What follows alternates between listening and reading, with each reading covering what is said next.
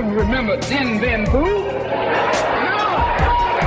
The same thing happened in Algeria, in Africa. They didn't have anything but a rifle. The French had all these highly mechanized instruments of warfare, but they put some guerrilla action on.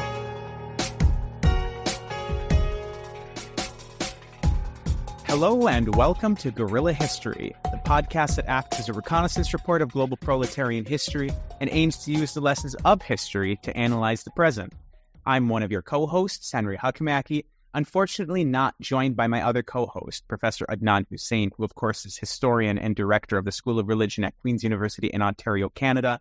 He's a little under the weather today, but we are hoping that he'll be back for the next time that we convene.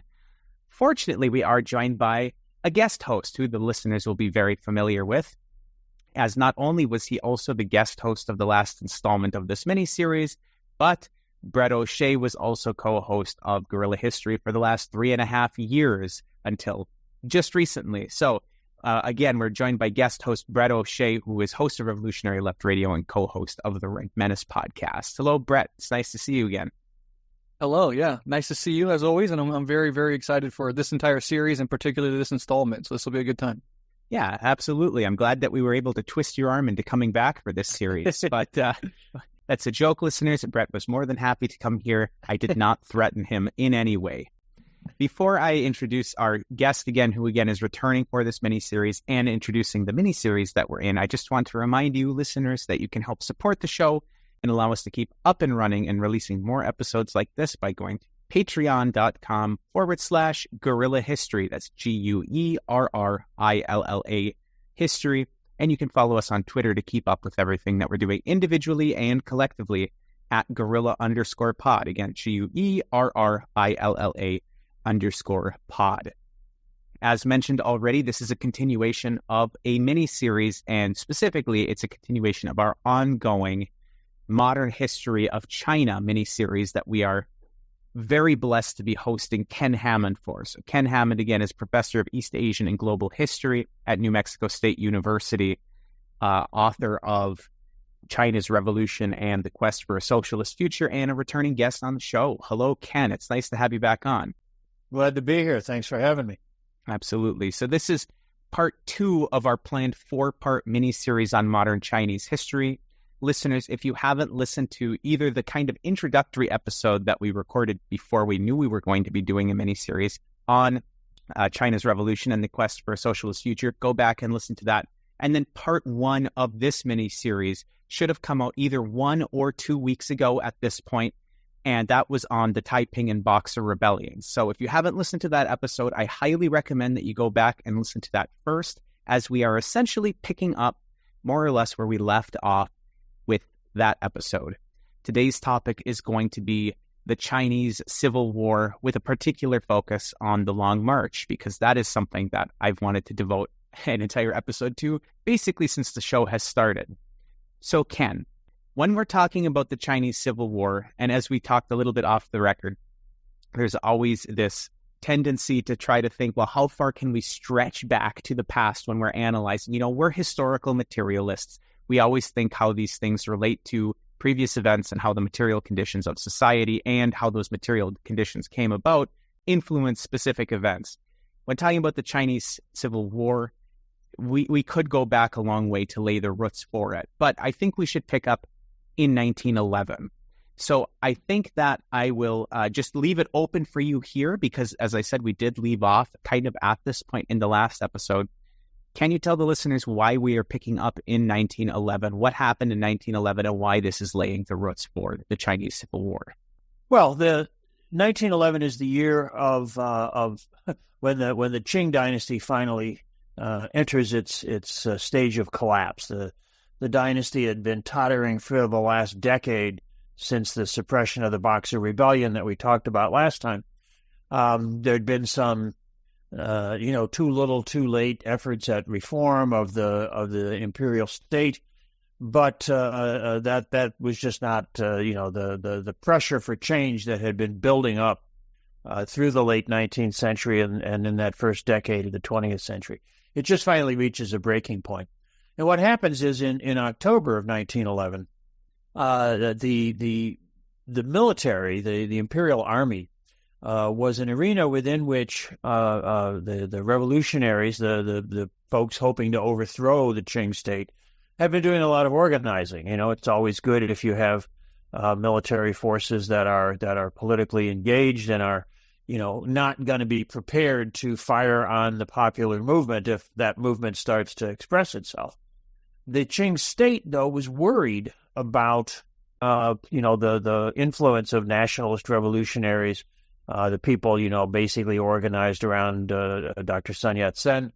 They were worried about their presence in the military, and in one particular place, in the city of Wuhan, what is today the city of Wuhan, there rumors started to spread that the authorities were going to arrest members of what was called the Tongmenghui, the revolutionary organization, who were in the military.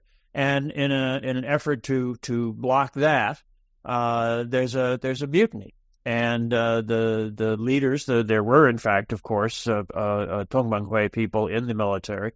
They rise up. They bring their other fellow soldiers with them. They take over the not just the military base there, but they take over the city. They get a local progressive sort of political leader to agree to front their new government, and they very quickly proclaim that the province, Hubei province, which is the area surrounding the city, is going to separate itself. It's going to secede from the Qing dynasty. And this is a huge shock, but very, very quickly over the following couple of months, about half of the provinces within the empire declare their independence, declare that they're leaving the dynasty, and mostly these are along the Yangtze River and in the south. But by the end of the year, by the end of December, it's clear that this is a very, very serious crisis for the dynasty. And by January, when Sun Yat-sen, who had been out of the country, he'd actually been in the United States on a fundraising tour. When he gets the word, he's on a train between San Francisco and Denver. When he gets the word that the revolution has broken out, this mutiny has broken out, he gets back to China in January, and then the sort of terminal crisis of the dynasty takes place. And the little boy, last emperor, he abdicates, and that's it. February 15th, 1912, the Qing dynasty is over, and the whole imperial system is gone. Oh, feel free to go forward, Ken. I had raised my hand just because, as an aside, and you brought it up when you said that Sun Yat-sen was in the United States. I was just going to point out that specifically he was on his way to Denver, of all places, which I don't know why. Just I find that particularly amusing. I know Denver's a big city and all, but you don't expect the person who's coming out of a Chinese revolution to be, coming out of it as being one of the leaders to be in Denver when the revolution is taking place. So anyway, that was just an aside. I didn't mean to interrupt you. No problem. Well, that is it. I'm always fascinated by that too.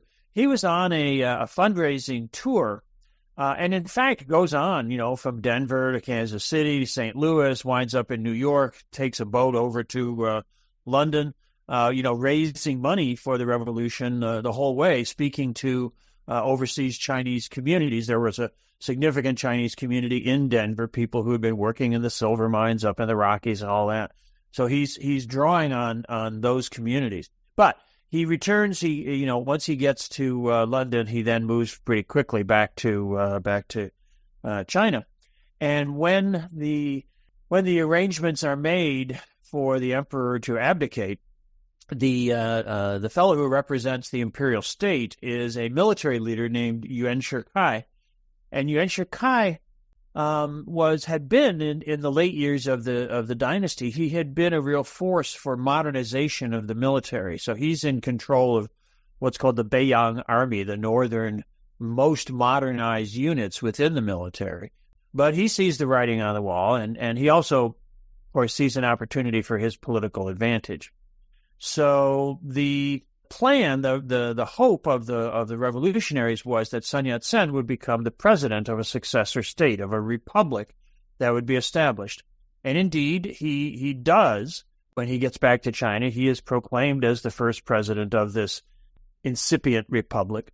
But the deal that Yuan Shikai brokers in order to negotiate a peaceful transition of power so that there doesn't have to be fighting at this point, Sun Yat-sen agrees to step aside and allow Yuan Shikai to become president. But this is all very provisional. And the idea is that there will be elections held to put together a constituent assembly, an assembly with the mandate to draw up a constitution, to create a new governmental infrastructure. So it's a very ad hoc situation there starting in February of 1912. As that goes forward, elections are indeed held, and the nationalists, by this time, the Tongmenghui has sort of reconstituted itself as the Nationalist Party, the Kuomintang. They win, a majority of seats in the new legislature of the republic. But Yuan Shikai is not. He's not really playing fair at this point. He doesn't want to have the nationalists be the dominant force. He doesn't want to surrender the presidency back to Sun Yat-sen. So when the National Assembly is about to convene up in Beijing, a number of things happen. The leader, the formal leader of the legislative party, if you will, the Kuomintang, is assassinated.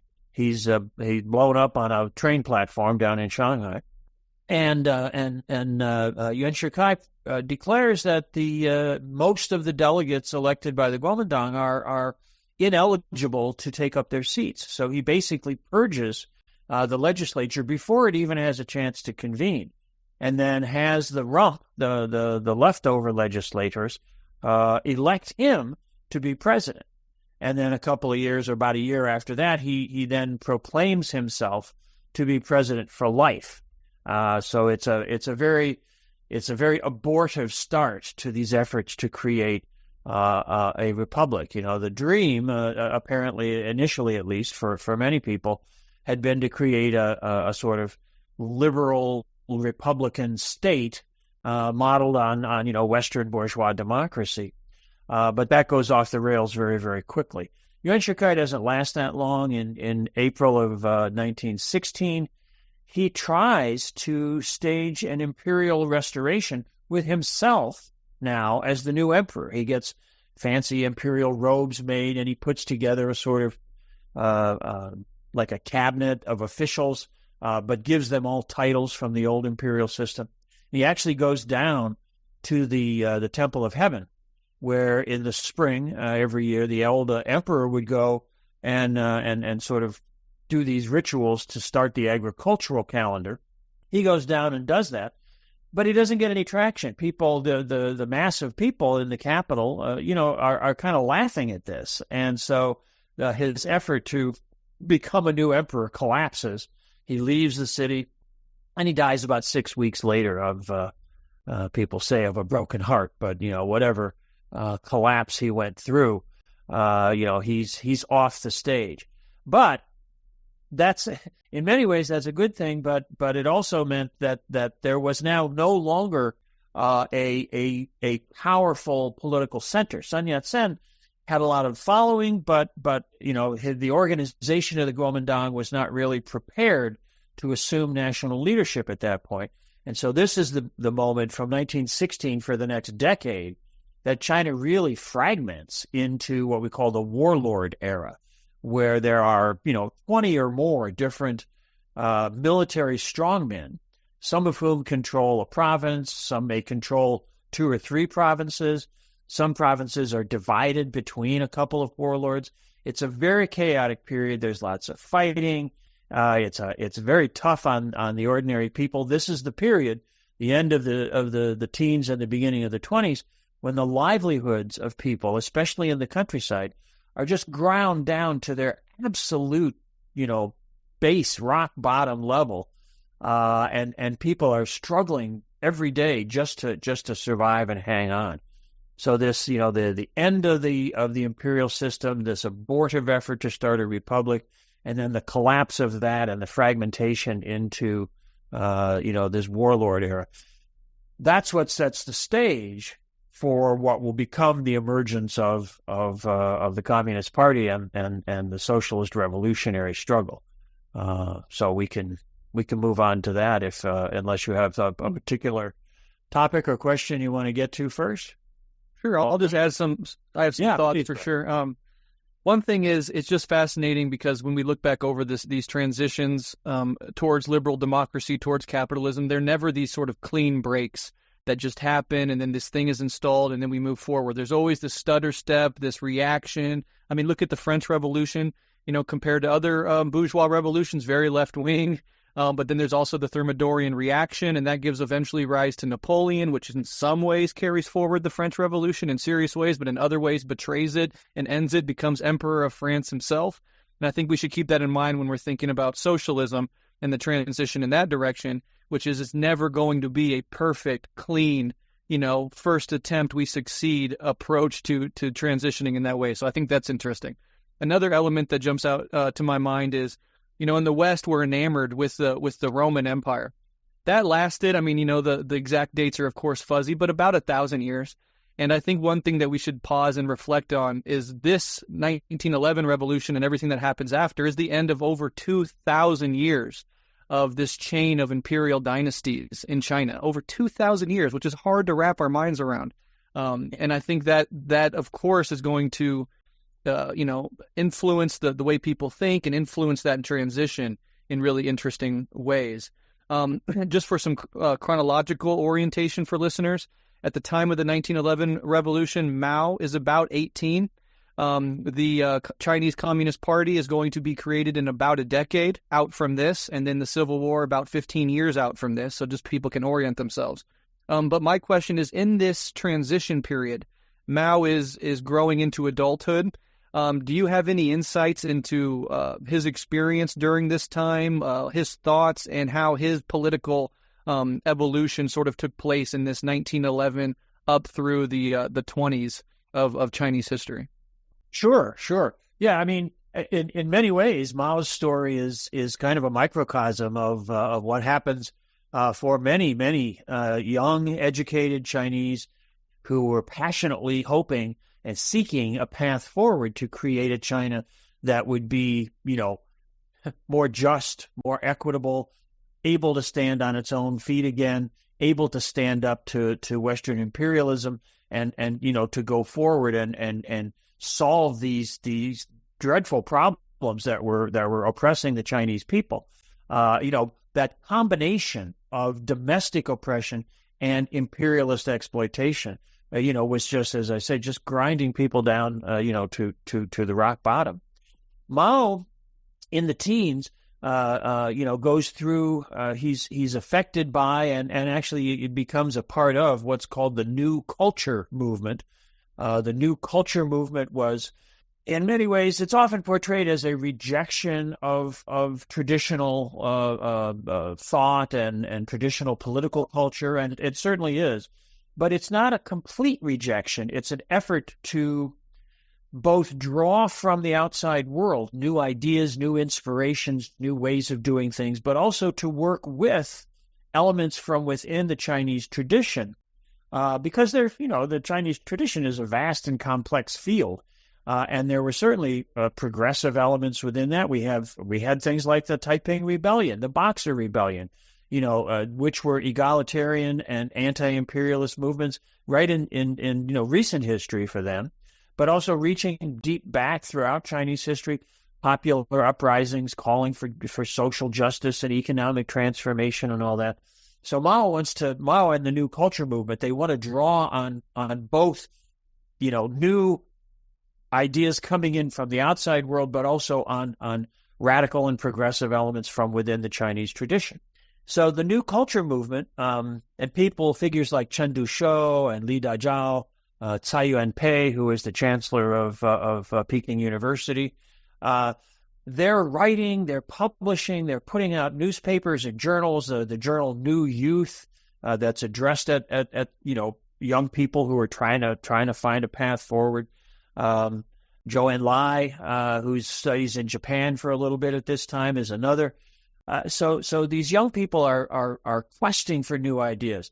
And Mao, we can see a very interesting political development. He starts out trying to grapple with things like China's weakness. This was a big theme, the weakness of China. And he connects that up not just to sort of political institutions and an economy that's been, radically transformed by imperialist penetration, but even down to the level of the individual. And he gets very involved in promoting sort of what I suppose we would call physical fitness. The idea that young Chinese people need to be strong. They need to be strong physically. They need to be strong morally. They need to be strong mentally. And he writes a number of essays about that. He's also, as many budding socialists and communists were, he's very concerned with gender issues.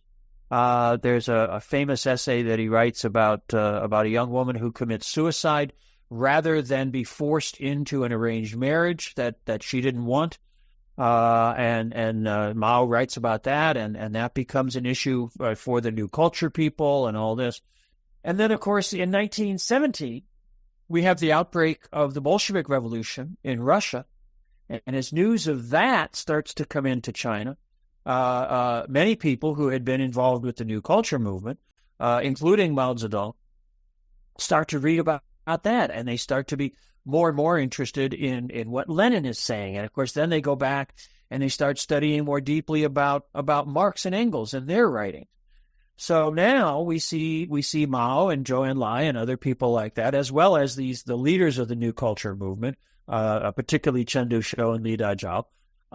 They're getting involved in Marxist study groups. So they're getting together and reading translations of the manifesto and the critique of political economy and the Civil War in France and all these, classic political writings. And they start thinking about, going forward along that path. The Bolsheviks, of course, once things kind of go forward a bit in Russia, the Bolshevik Revolution had been premised in many ways in Lenin's thinking on the idea that it would be a trigger for revolution in Europe and a spreading world revolution. That, unfortunately, doesn't happen. There are uprisings in Hungary and in Berlin and in Spain, but they don't flourish. They don't lead to the kind of global revolution that Lenin had hoped for. And so now the Bolsheviks set about creating what we come to call the Third International or the Communist International to help support budding revolutionary movements in the wherever they're going to be around the world. But also, Lenin, of course, writes about imperialism as the highest stage of capitalism. And so they recognize that the colonial world, the world of imperialist exploitation, is critical if global revolution is ever going to be on the agenda, that you have to break up the dominance of the European and North American imperialist systems in order to be able to advance the revolutionary struggle. So they're looking at all these kinds of ideas and all these writings. This is, of course, in the context of the First World War, which ends in November of 1918. And then we have the Versailles Peace Conference, at which the victorious bourgeois states totally betray the rhetoric of democracy and self-determination for people, which they had used for propaganda purposes during the war. Now at the Versailles Peace Conference, in the specific issue of China, they take the former German colonial possessions that we talked about last time as one of the triggers for the Boxer Rebellion, and instead of returning them to Chinese sovereignty, they give them to Japan. Japan had occupied Qingdao at the beginning of the war, but, China and Japan were both allied with the Western powers. China had sent tens of thousands of workers to France to help, their economy while the war was going on. And yet the bourgeois victors, they just totally betrayed China. And that, when news of that arrives in Beijing on May 4th, 1919, that triggers the first big national anti-imperialist movement. Huge boycotts directed primarily against Japan, but also a lot of agitation about Western imperialism because it was the Western powers who had betrayed China at Versailles. So all of that, the Bolshevik Revolution giving a new inspiration to Marxism and socialism, the Versailles Peace Conference revealing, so starkly the bankruptcy of bourgeois democracy. That combination gives rise then by 1920 and especially 1921 to the efforts to form a communist party. The International in Moscow sends advisors out. They work with these Marxist study groups, and they finally convene in July and August of 1921, first in Shanghai, and then they have to shift to a lake down in Zhejiang for security reasons. But that's the first Congress of the party. And Mao Zedong is right there. He's one of the delegates, along with, 11 others, representing, at that point, a total membership of about 65. But it starts to grow very, very rapidly once they sort of make their presence known. Yeah. Yeah, just hop in for a second. So as we had mentioned, Yuan Shikai died in 1916, and this opens up what was widely called the warlord era. And it's in the backdrop of this that we have the foundings of the Communist Party. But also at the same time, we have a lot of changes happening within the Kuomintang. And so I'm wondering if we can talk a little bit about how the conditions within China influence the formation of the Communist Party, as well as changes that were happening within the Kuomintang. And specifically, as you had just mentioned, which was a statistic I was planning on bringing up, at the foundation of the Communist Party, there was only about 60 members of the Communist Party. And there was a grand total, if you're looking at the First National Congress, only 13 people who actually were able to make it to the Congress. So we're talking about a very, very small foundation, which rather quickly actually started to gain quite a bit of grassroots support. But if you could talk a little bit about how that warlord era kind of condition of the country influenced the way that the CCP was founded, as well as changes that were happening within the Kuomintang, and what were the changes that were happening in the Kuomintang, because that'll obviously play a pretty major role of how things are going to unfold as we get farther into this history. Yeah. I mean, the beginning of the 20s it's such a crucial moment. China is just being kind of torn apart by these warlord rivalries, different conflicts between individual warlords. There are alliances of warlords that get together. They're fighting for control. One of the sort of ironic aspects of it is that whoever controlled the city of Beijing was seen by the imperialists as the national government, even though they might only control the city and its immediate environment, its hinterlands.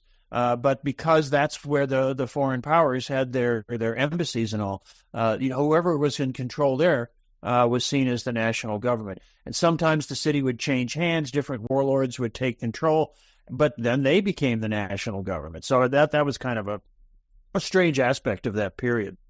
But for the both the communists and the nationalists, this is a moment, 1920, 21, 22, where they're trying to figure out the path forward.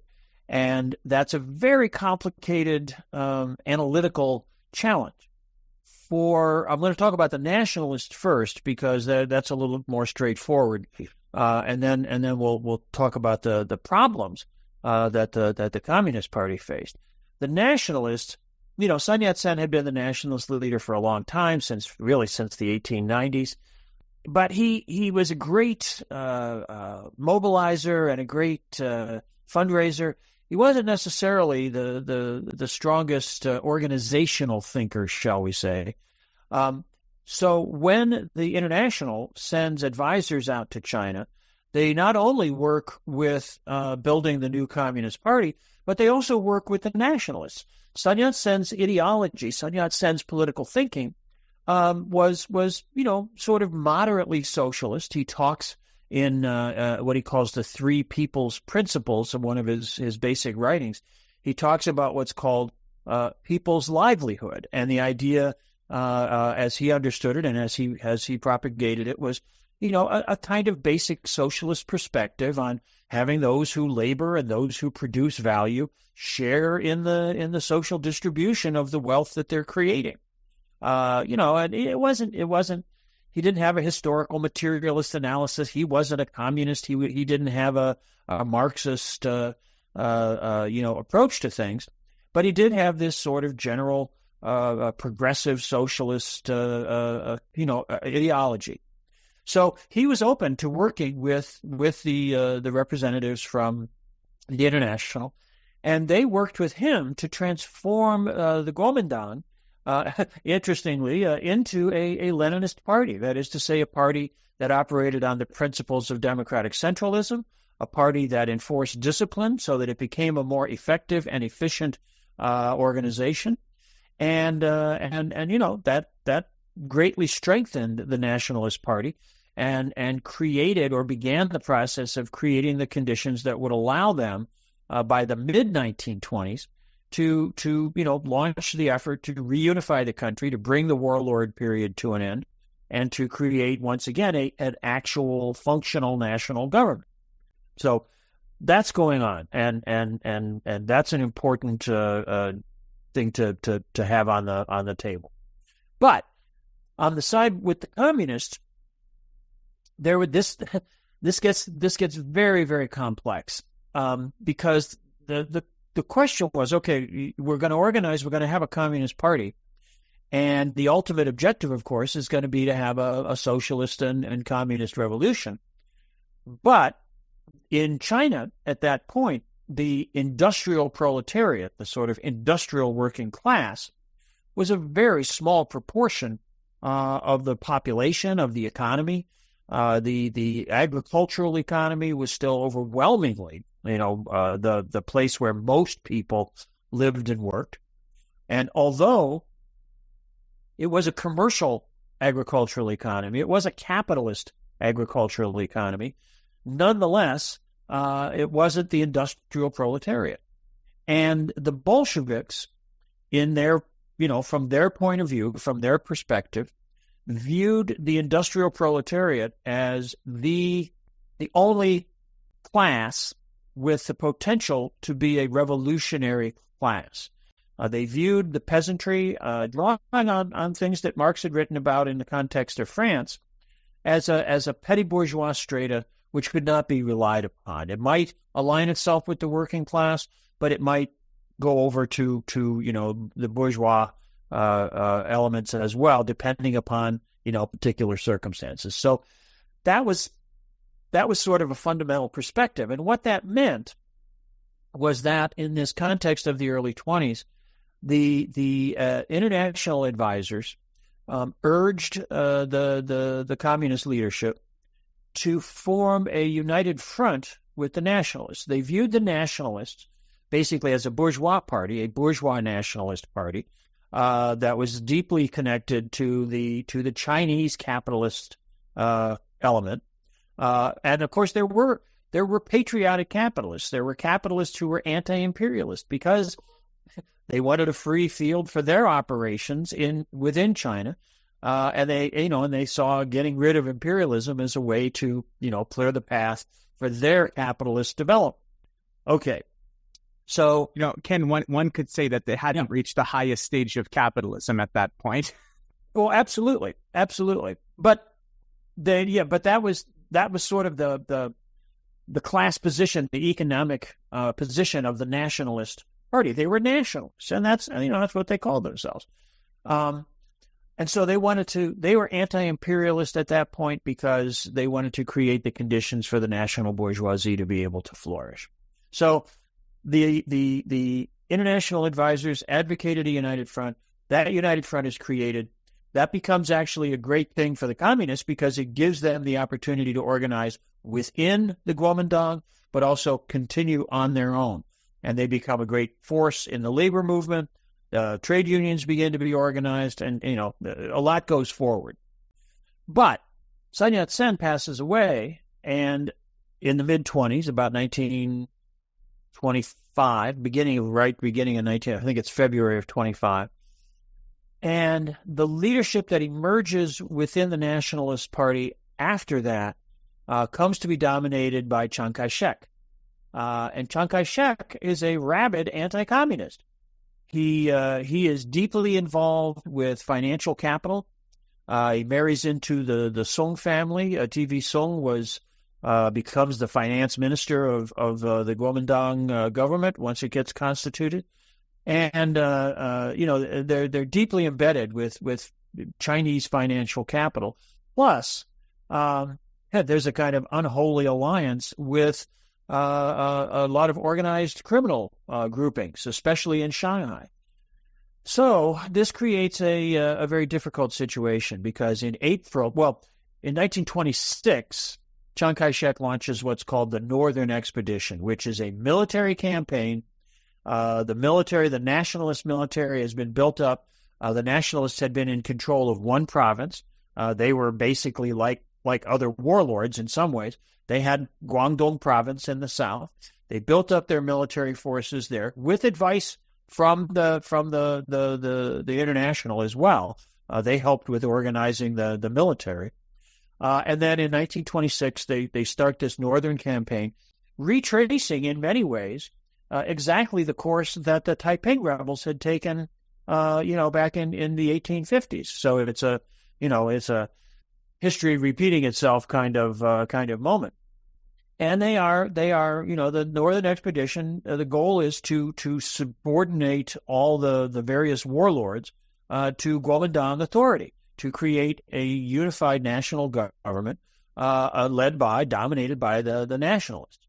And they're able, they're pretty successful at this to begin with. They either fight with and defeat particular warlords, or once they demonstrate their military capabilities, they get other warlords to sign on and agree, yes, I'll accept the authority of the nationalists.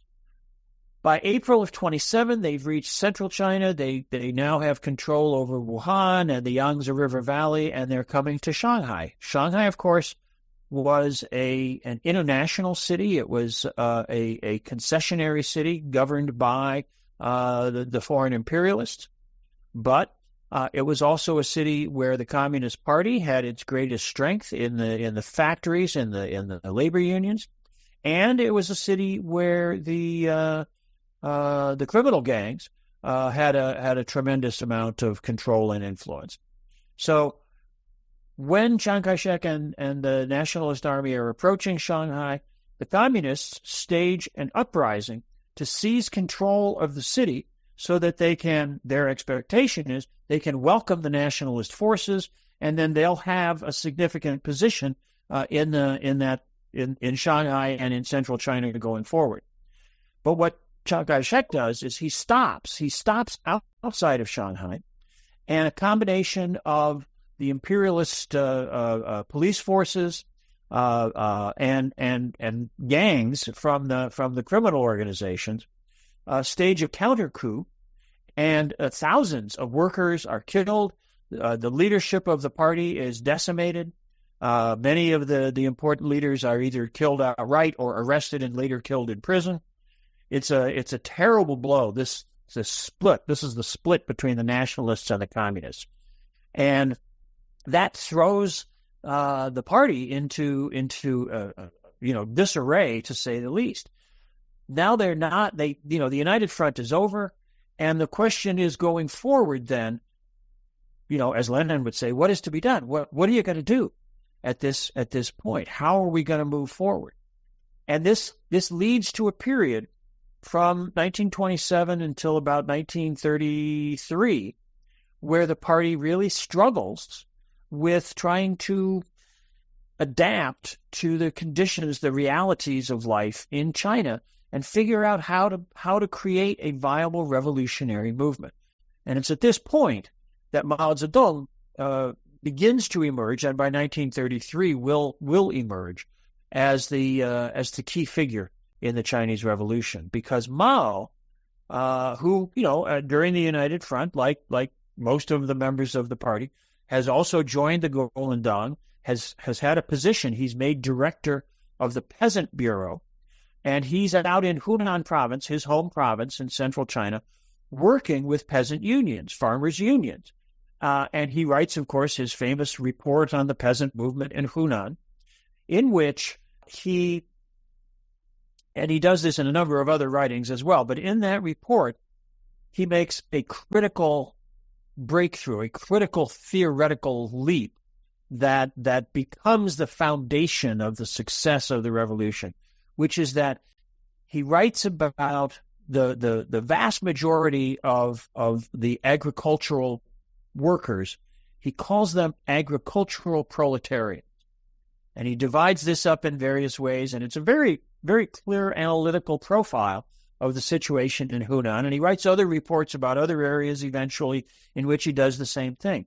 But this categorization of the majority of agricultural workers as agricultural proletarians is critical, because what it does is it positions the peasantry, the majority of the peasantry, not all the peasants. There's rich peasants and, various categories that he deals with, but maybe 70% of the agricultural workers he characterizes as proletarians. And so if they're proletarians, they are the natural allies, the brothers in arms of the industrial proletariat. So even though the industrial proletariat is relatively small, the agricultural proletariat is huge. And so bringing those forces, those class forces together, is the key to advancing the revolutionary project. And it takes time. He produces this report. That doesn't mean that the leadership of the party suddenly goes, oh, yeah, of course, let's go with this. There's internal struggles. There's changes in leadership. Figures who had been important from the start, like Chen Dushou, wind up being purged. Li Dajiao is killed by the nationalists. It's a period of turmoil, the late 20s and the very beginning of the 30s. But by the early 30s, Mao has established the first of what they call the red base areas, the Jiangxi Soviet, an area in the remote mountainous part of southern Jiangxi province, which has about 10 million people living in it. So it's not like just it's some little rural thing. And that's where they begin to experiment with land reform, with reform of the gender system, with a number of productive activities to try to create an economic base for the party. That becomes the focal point, and it's not the only base area, but it's the biggest and the most significant one to begin with. That becomes the focal point of the struggle, because in the cities, the party has to be underground. It has to be very careful about its work. But in the Soviet, in the Jiangxi base area, they're able to it's like a laboratory for socialism. It's a laboratory for adapting Marxist theory to the realities of Chinese society. I mean, yeah, we have so much to learn from the Chinese Communist Party, the way they organized, the theoretical innovations that they made, the creation of red bases, the sort of figurative experiments and territories that they did control. So the Civil War lasts from the 20s through the 40s until the communists win, of course. In that midterm period, we have World War II, and we have the Second United Front against Japan. We'll get there in a second. But leading up to the Second United Front between the nationalists and the Chinese communists in order to defeat the Imperial Japanese, we have the Long March. So, during this period of time from the late 20s and the early 30s, as Ken just brilliantly and expertly laid out for us, we have this ongoing civil war. We have certain territories that are claimed by certain sides, big cities outside of communist control. They have to operate in an underground fashion. Mao makes this theoretical breakthrough with the agricultural proletariat to combine them with the industrial proletariat, build their numbers, they're experimenting, and all of this leads eventually to one of the most famous periods of the last century of Chinese history, which is the Long March. So can you kind of talk about leading up, what the events were leading up to the Great March, and then we can get into the Long March itself and talk about that? Sure thing.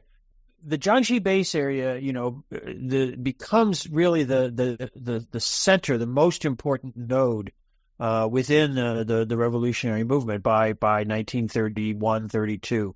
And as such, it becomes the focus of what the nationalists called their bandit suppression campaigns. They characterized the communists, not as a rival political force, but just as sort of, bandits, vagabonds in the countryside. And, that's all just for propaganda purposes. But what the nationalists did was launch a series of encirclement campaigns, as they called them, where each year, beginning in 1930 or so, they would build literally build a whole ring of fortifications, these sort of concrete bunkers around the base area, and they would control those areas and they would fight over those things. And then the next year, they would push in a little further and build a new ring. So every year they were tightening the ring around the Jiangxi Soviet. And by the late summer of 1934, they realized, the communist leadership began to realize that they just couldn't hold out. They were gonna, they risked being basically overrun by the nationalist forces. And so in October, they made the decision that they had to break out.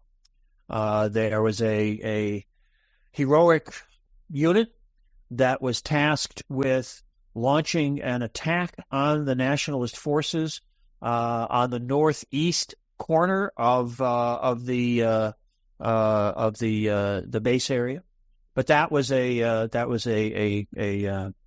deception, because the breakout takes place on the southwest corner, and about 120,000 fighters, mostly men. There are relatively few women, but about 120,000 fighters break through the nationalist lines, and start what will become the Long March. Their goal, well, they weren't entirely clear to begin with on what the goal was going to be, but their goal becomes reaching another base area, one even more remote than the Jiangxi Soviet, the base area in northern Shanxi province in the northwest of China. At that point, it had not yet settled in the area of Yan'an. Yan'an will become the focal point of the northwest base area. And that's their ultimate destination. But it takes a year. It takes a year for them to literally walk from the south central China, southern Jiangxi. They go west. They loop around a few places. They have to cross marshes. They have to cross high snowy mountains. They have to cross rivers that run through deep gorges. They're constantly harassed and attacked by nationalist forces. They're bombed by airplanes. It's an amazing, epic movement. In the midst of which, or close to the beginning of it, January of 35, they reach a town in Guizhou province called Zunyi. And at that point, they pause. They stop for a little while, and they have a meeting, what's called the Zunyi Conference. And it's at the Zunyi Conference that Mao Zedong's ideas are finally accepted by the leadership of the party, and Zhou Enlai becomes his closest supporter. At first, Zhou Enlai is proposed to become the new leader of the party. But he doesn't want to do that. Zhou Enlai is the consummate organization man, and he wants to be able to preserve his ability to guide the party. But he doesn't necessarily want to be the number one leader. He supports Mao Zedong. Mao doesn't become chairman of the party at this point. People often think that that's what comes out of the Zunyi Conference. He becomes chairman of the military commission of the party. So he becomes, in effect, the military commander of the Red Army. He doesn't formally become chairman of the party until 1945. But his ideas, the idea of accepting the agricultural proletariat as a revolutionary class, building the movement based upon the unity of workers in the industrial and agricultural proletariats. That becomes now the guiding ideology of the Communist Party of China. So the Zunyi Conference is where that political transformation takes place, and then, of course, they're back on the road. By October of 35, they reach northern Shanxi. Only about 18,000 of the original 120,000 who set out on the Long March arrive in northern Shanxi. Some had died along the way. People died in fighting. People died trying to cross, these harsh conditions. Some people had to drop out because of injuries or illness. Some people left along the way, because they couldn't take it. Some people left for ideological reasons. But 18,000 arrive in Shanxi, and that then becomes from the end of 1935 until for about a decade until 1945. That becomes the critical base area, and Yan'an. Once they finally settle in Yan'an, that becomes the new laboratory for socialism, and the kinds of things that had been experienced on the Long March. Those 18,000 and others, even others who had survived but hadn't necessarily made it all the way to northern Shanxi, those men and women, because there were a number of women who made it the whole way, they were the heroes. They were legendary. When I first lived in China in the early 1980s, there were still a lot of Long March veterans around, and when one of them would pass away, there would be national mourning. These even people who were just ordinary fighters, ordinary soldiers who were just walking and carrying their packs and taking part in the struggle that way. Not glorifying the leadership, but anyone who had been on the Long March. These were the heroes of the revolution, and that was just, it was an amazing thing to know that they were there around you. And I've met one or two over the years, and it's just such an amazing, inspiring experience to talk to someone, to meet someone who had gone through all that. And that it creates this ethos within the party, that even people who weren't on the Long March, but who were dedicated revolutionaries, the people who were in the other base areas, the people who were operating underground in the cities, they identified with the spirit of the Long March, that the revolution itself is a long march. There's the long march of the physical experience, but there's also the long march of the dedication to the revolution, that there are victories and there are defeats, that there are times that we're rising and there are times that we have to drop back.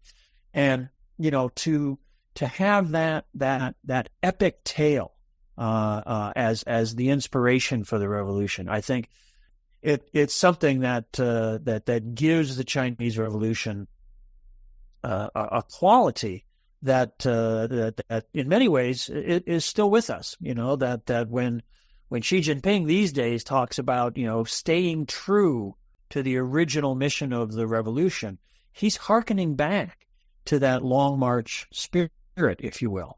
And I think that still remains a powerful inspiration. And not just, at this point, there's not a lot of Long March veterans. I don't know that there are any Long March veterans still around.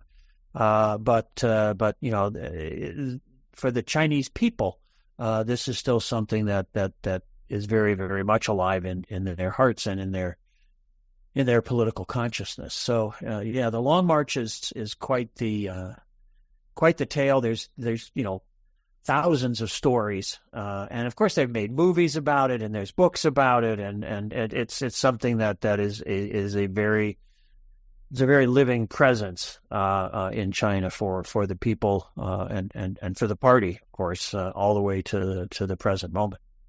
Yeah, I mean, absolutely. Remarkable that there was anybody that was able to make it up to Shanxi, given what they were facing. And I believe it was in the last episode I said it's one of the most inspiring moments of modern human history to me. And I'm really glad that we're getting to have this conversation, even though, man, we're at an hour already, and we haven't gotten all that close to the end of this episode yet. But before we move on, at risk of making this episode way too long, we look at the Long March today and think of how inspiring it is and how, incredible, heroic these individuals that were embarked on the Long March, much less the ones that actually made it to Shanxi, but even just the ones that decided to embark on this march. Because if you look at the plans of the Long March, man, it takes a special kind of person to even just look at the plan and decide that you're going to try, much less the ones that were actually able to make it to Shanxi, their destination. Just looking at, and listeners, I highly recommend, if I remember, I'll try to link, something in the show notes. But even if I don't, just Google the Long March and you'll find images of the planned march. And I'm telling you, that is remarkable.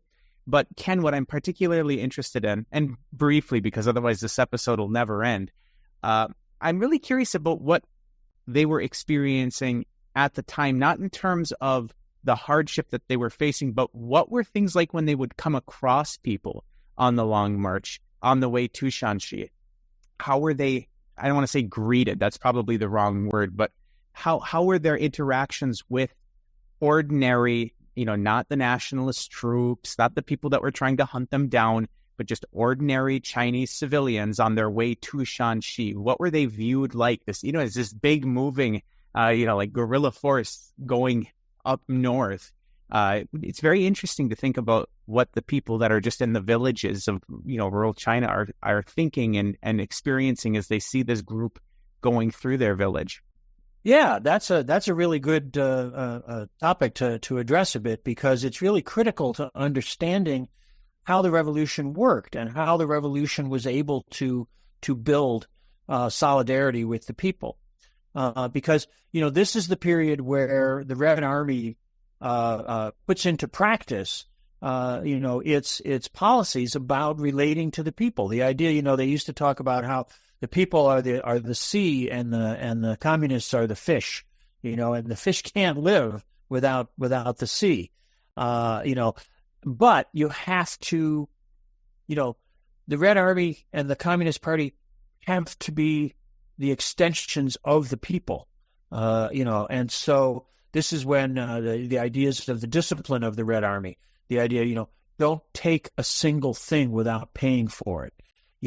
If people would, the units would come into a village and maybe going to spend the night, right? And just as a sense of what these conditions were like, they would, and this was with, the agreement of the people. They would take a door off a house and put it on a couple of sawhorses, and that would be the bed. A soldier would sleep on a door like that, right? But the Red Army guidelines said, when you get up the next day and you're going to be on your way, hang the door back up. Clean up after yourself. Take care of yourself. Pay for the things you have. Don't impose yourself. It's funny. Just a couple of days ago, I was in a conversation with a young comrade here. Something about the American Constitution and the provision in there about the quartering, not barring the quartering of troops. And he was like, "What the heck was that about?" And I was like, "Well, that's what imperialist armies used to do. They would come in and take over people's homes and just ransack them and just live off the fat of the land, as it were." That's not what the Red Army did. The Red Army respected the people because it was the people. It was the extension of the people. And that worked out in a couple of ways on the Long March. Of course, when they were encountering, rural villages of Chinese, of Han peasants and everything, that was one thing, and that generally went pretty smoothly. But because of, the nature of the Long March, they passed through a lot of areas that were pretty remote, that were pretty rugged, and that many of them were occupied by non-Han minority populations. And that could sometimes be a tense situation because, many of those people had not had a very positive experience of their relationship with the imperial government. And so now here was an armed force arriving in their midst. Was this going to be another, occupation army? Was this going to be another force of like the imperialist government, the imperial government? No, the communists had to stop. They had to work with people. They had to, embrace local customs. If they could find people, if they had members of the party, they could recruit people as translators so that they could work with these communities as they encountered them. This was a challenge, and there were points of friction. You don't want to pretend it was just a succession of big group hugs.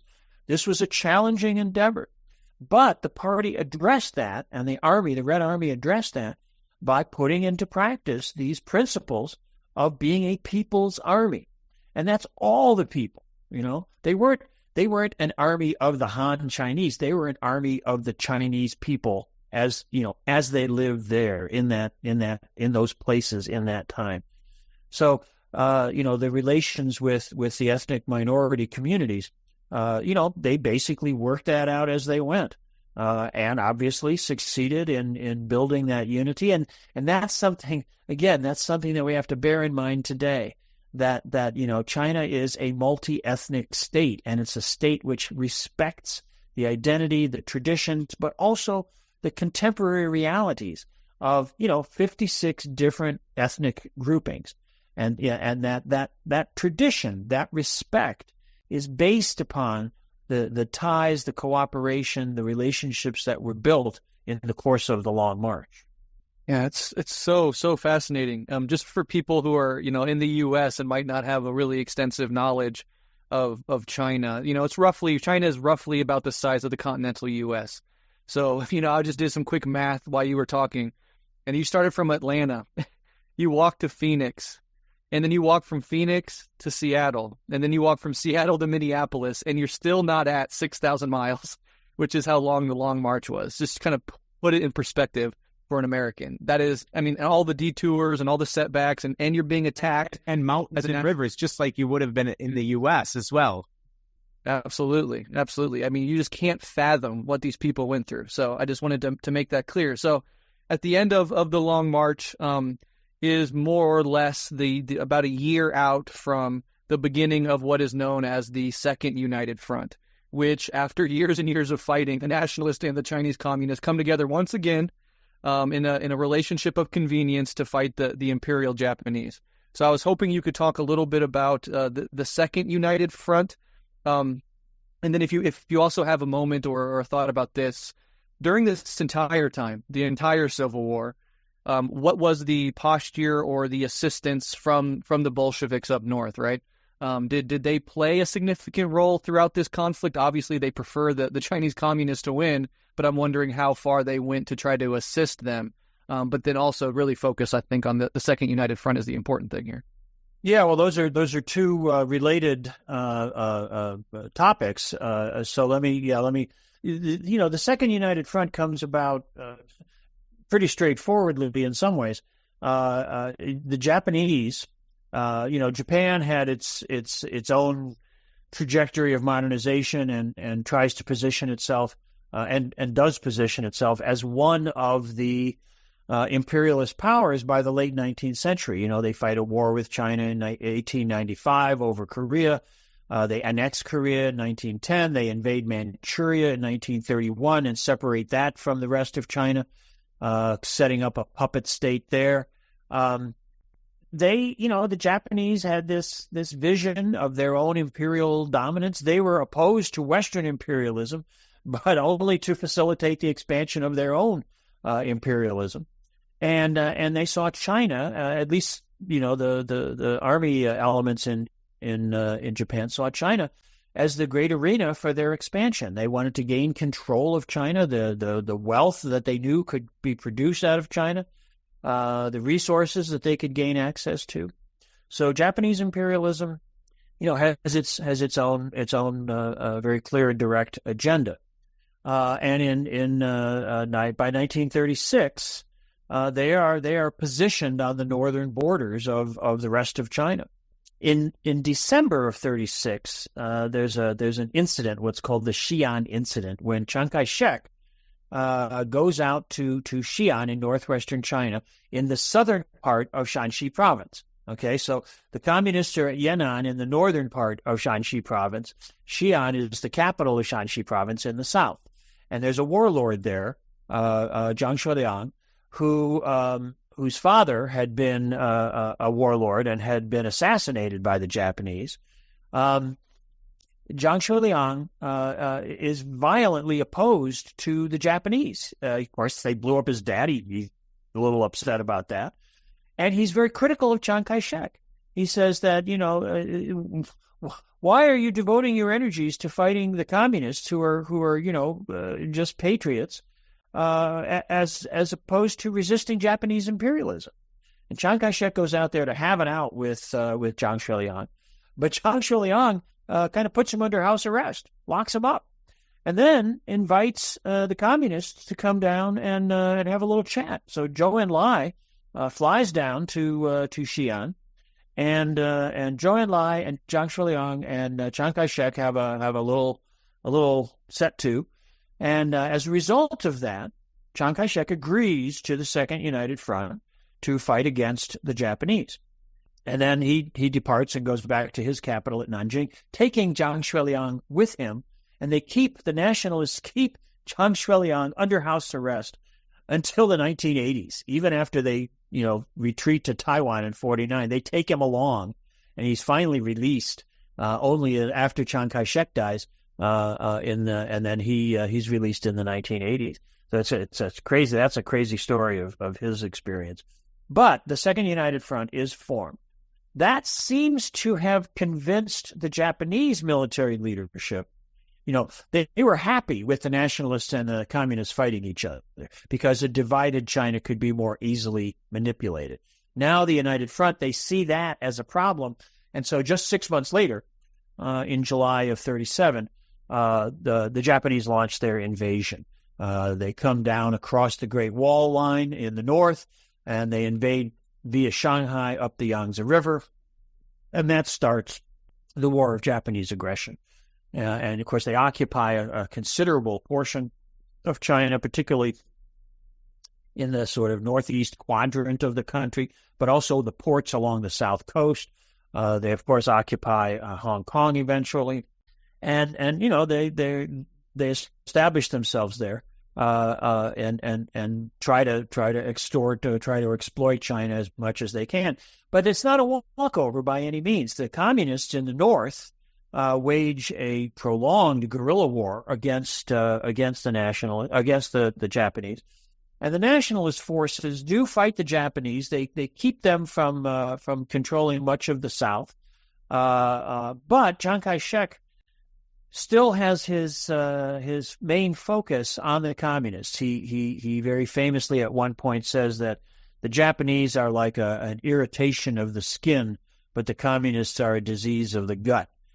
So he accepts the Second United Front, and the nationalist armed forces do resist the Japanese. We don't want to, pretend that they just sat back. But Chiang Kai-shek also hoards a lot of military equipment that is supplied mostly by the United States, with an eye to being prepared to fight the communists once the Japanese are defeated. Chiang Kai-shek knows that the real contest in the Pacific War is between the United States and Japan, and that eventually the United States will defeat Japan. America's industrial strength so far outstrips what Japan can mobilize, even with the territories that it occupies in 1941.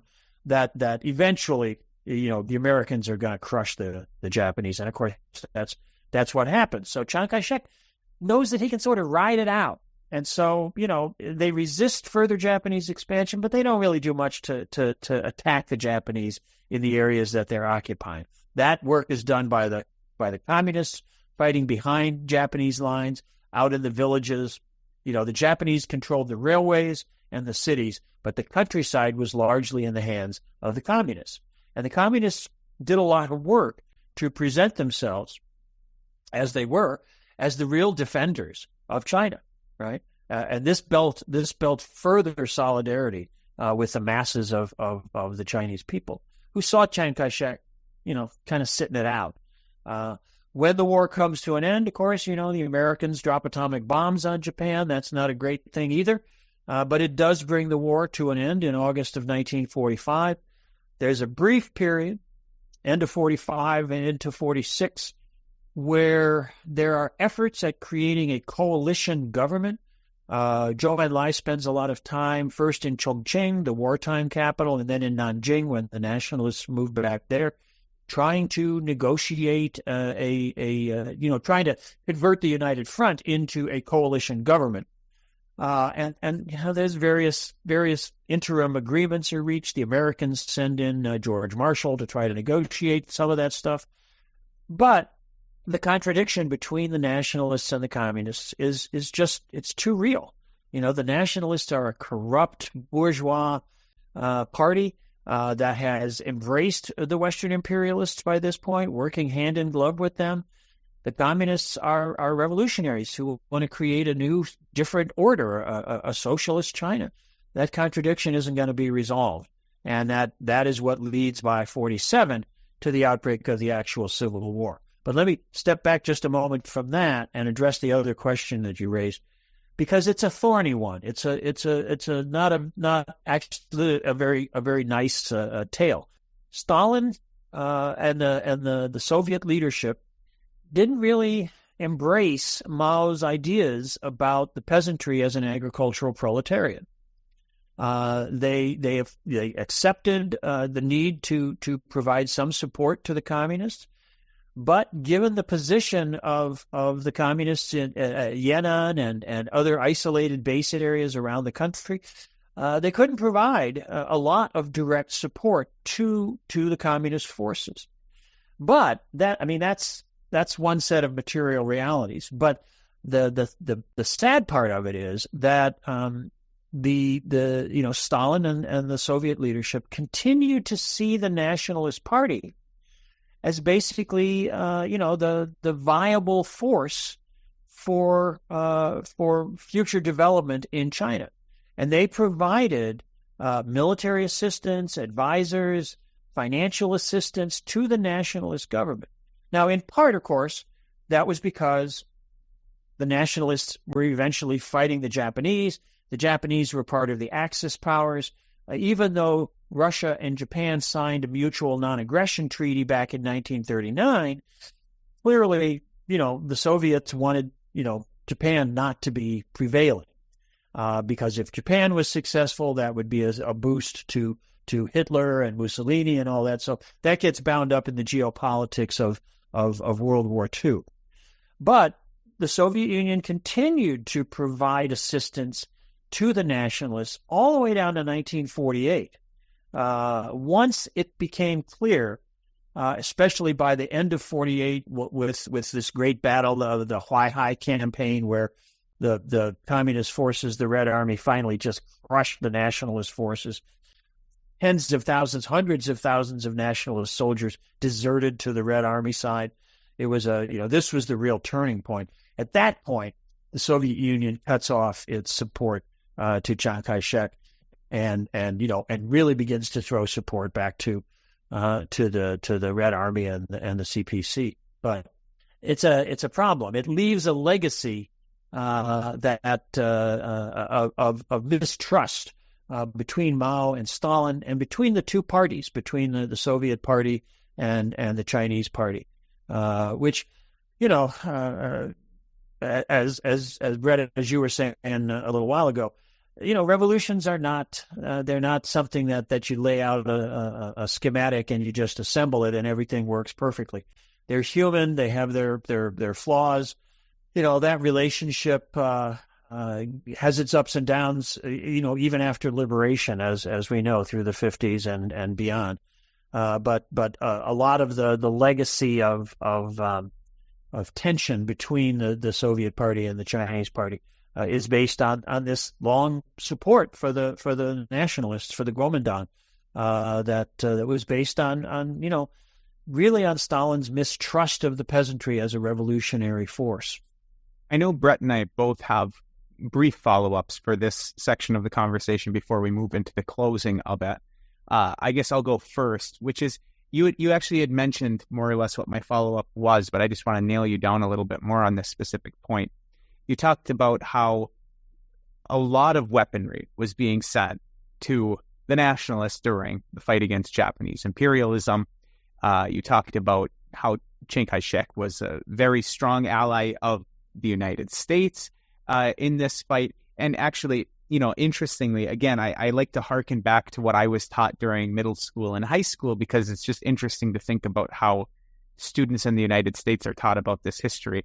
And Mao, I don't remember being brought up at all. I don't remember the CCP being brought up at all in the discussion of World War II. It was always Chiang Kai-shek and the Chinese army, which is very interesting, because while the nationalist army, which was being presented in the textbooks as just the Chinese army, as if there was one all-encompassing Chinese army that represented all of the people of China, which, just logically thinking about it, that would be very strange then to see the changes that happened immediately after the Second World War ended, if there had been one all-encompassing army that represented all of China rather than two armies that were operating kind of in unison but separate from one another.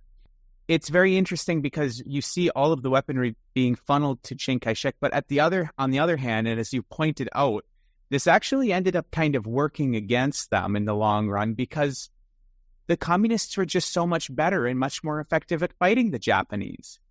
The people were able to see that the Red Army, despite not getting that sort of support from the Western allies of China in the fight against Japanese imperialism, they were just that much more effective. So if just briefly, Ken, and again, I know you touched on this, I just want to nail you down in a specific question on this topic.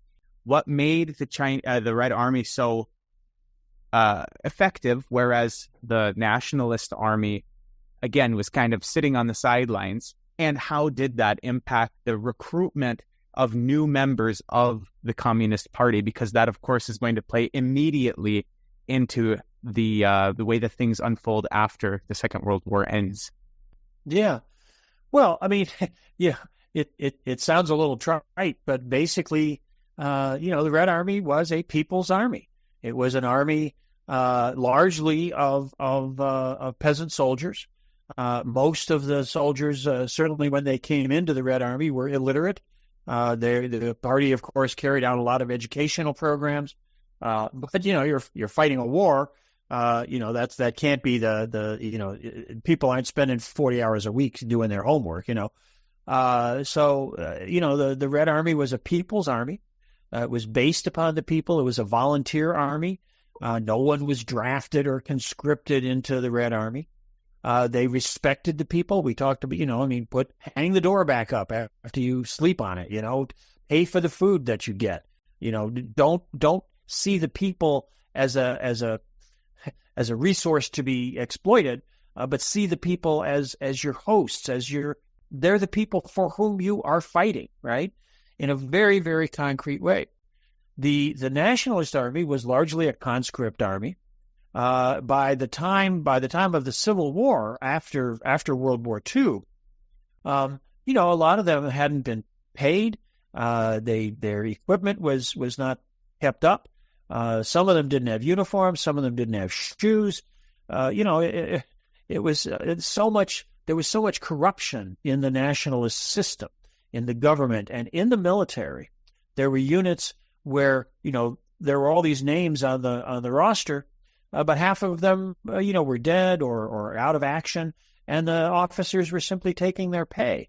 I mean, it was a rotten structure, and when they encountered the communists, who were dedicated, seasoned fighters from having confronted the Japanese for so long, a lot of the nationalist soldiers just laid down their arms and put their hands up and went over to the other side, and many of them became dedicated fighters for the Red Army.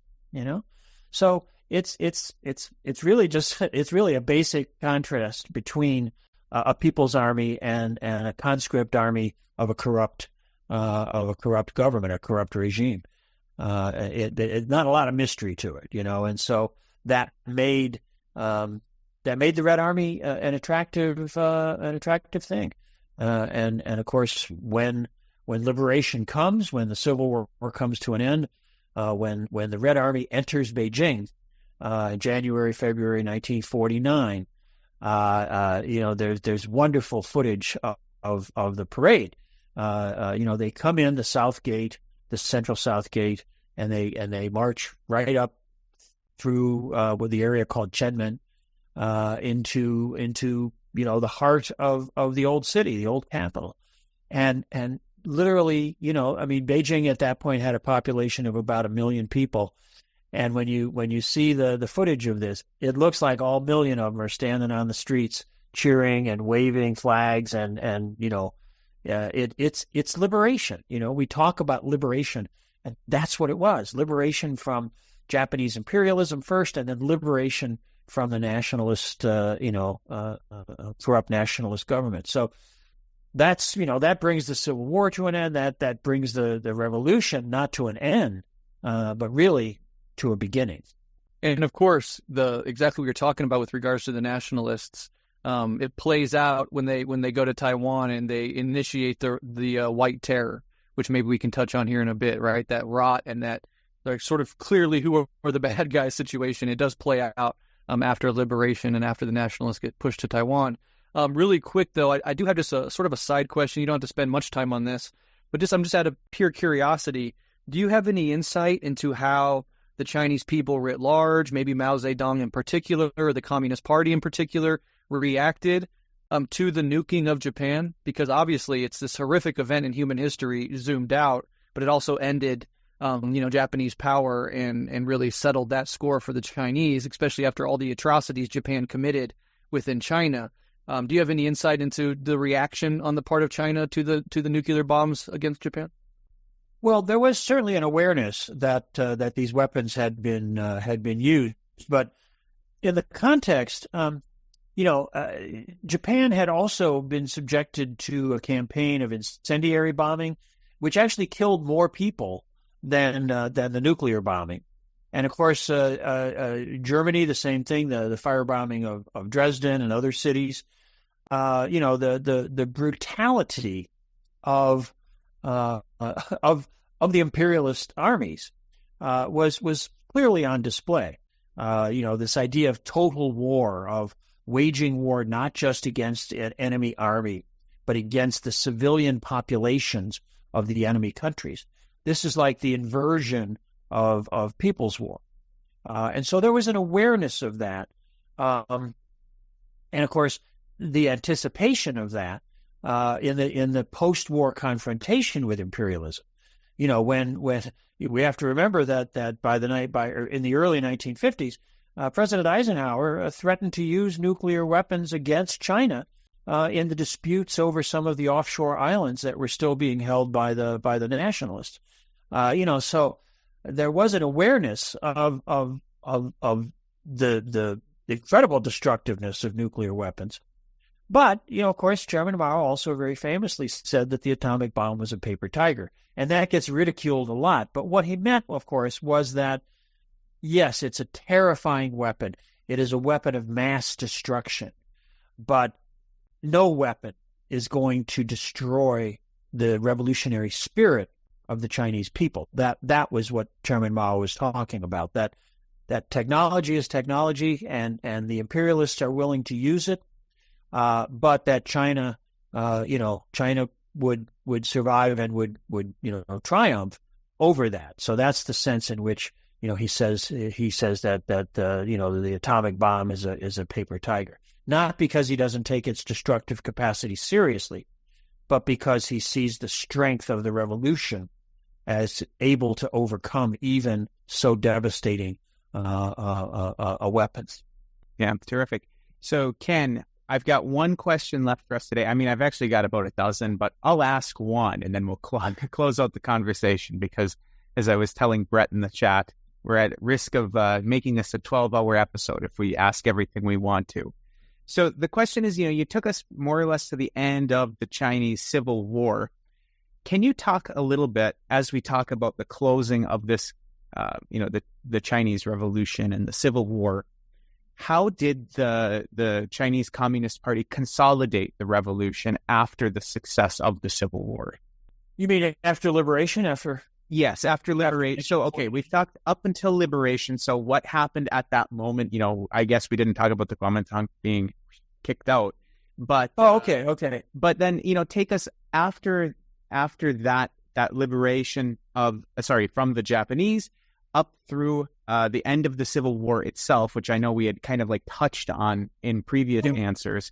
And then how was the revolution consolidated in 49 and up to 50? Yeah. I mean, the struggle, the Civil War itself, basically is 47, 48, because by the beginning of 49, the nationalist forces are just disintegrating, and it's clear that the Red Army is going to prevail. The liberation of Beijing is probably the most symbolic turning point, and that takes place January, February of 49. I mean, coming out of the war, coming out of all that resistance to nationalist aggression, to Japanese aggression, the Red Army had tremendous popular support. The Communist Party also, the program of the party in the areas that came under its control, began implementing land reform already in 1948. Taking land from wealthy landlords and redistributing it to peasants who needed more to survive. An incredibly popular policy program. So the revolution as a political agenda just got tremendous popular support. And with the victories of the Red Army, people came to see the Communist Party and the new Socialist China, the new China as they talked about it, Xinzhongguo, as something that was going to take place. This was going to happen. And 1949, of course, is the critical year. Beijing is liberated at the very beginning of the year. The leadership establishes themselves out in the Western Hills, just a little bit outside of the walled city, and they begin the construction, the process of developing a new national government. The Red Army goes on south. Shanghai is liberated later in the year. They cross the Yangtze River and start moving into the southern provinces. It takes until 1950, well into 1950, for all of the different parts of China to come under the political authority of the new People's Republic. But 49 is the transitional year. They convene what's called the Chinese People's Political Consultative Conference, which is a mouthful, but that is a grouping of people outside the Communist Party, and the CPPCC still exists. It's meeting right now, as a matter of fact, as we're recording this, along with the National People's Congress. That sets the agenda for creating the new government, trying to start constructing a constitutional order for the People's Republic. The People's Republic, of course, is proclaimed October 1st, 1949. This year, of course, will be the 75th anniversary of that. It's going to be an amazing celebration in China and for those of us supporting China around the world.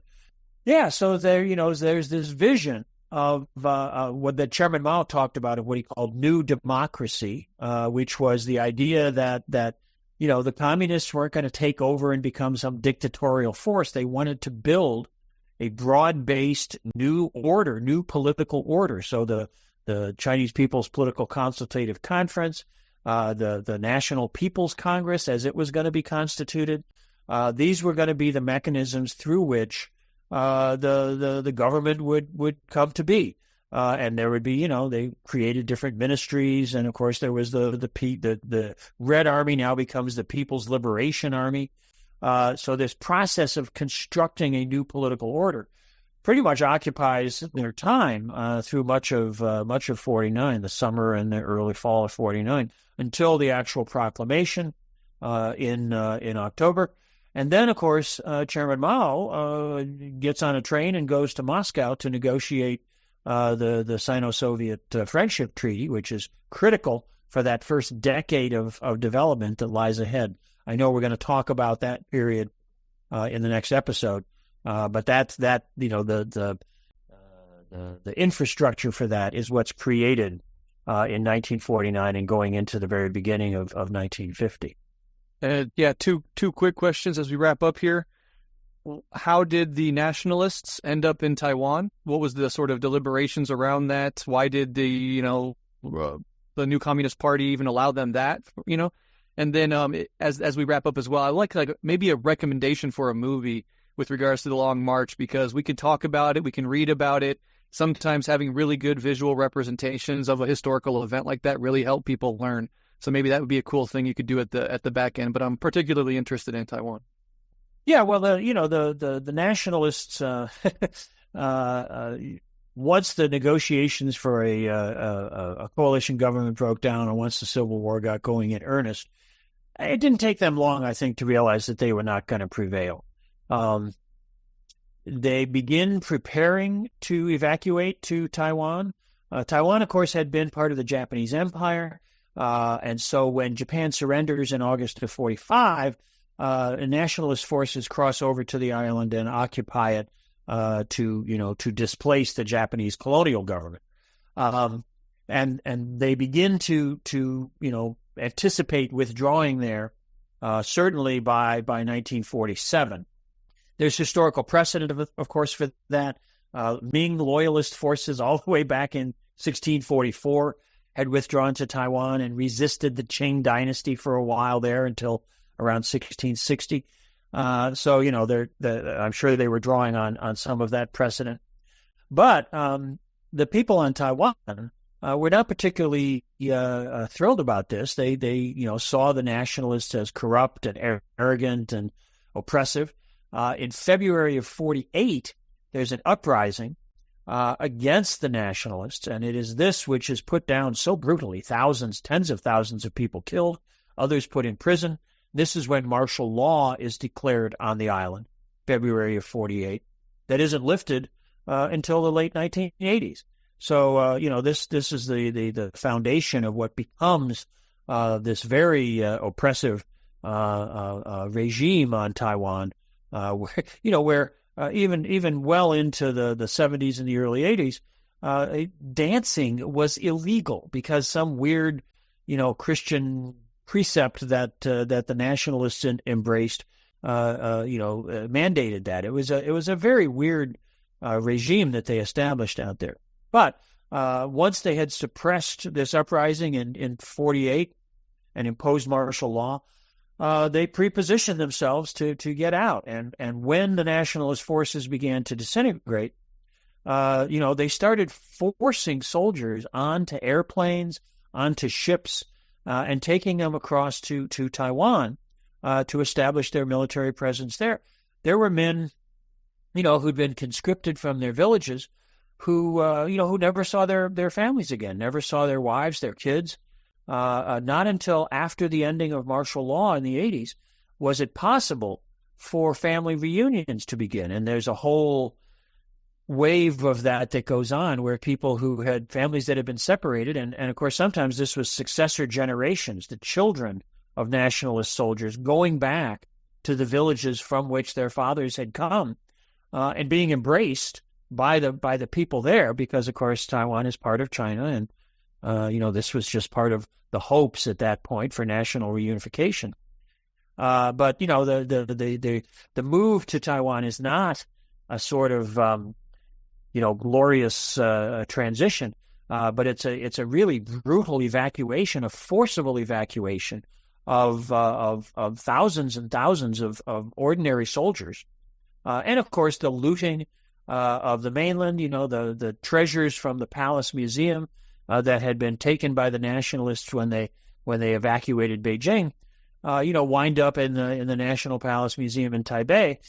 Even today, they, as these so-called Taiwanese nationalists and independent advocates, they forget that they are the bearers of the traditions of Chinese culture in the National Museum there, in the Palace Museum there. So, it's a very contradictory situation, obviously, and that legacy, of course, remains unresolved all the way down to the present moment, although people on both sides of the strait certainly recognize that they are all all Chinese.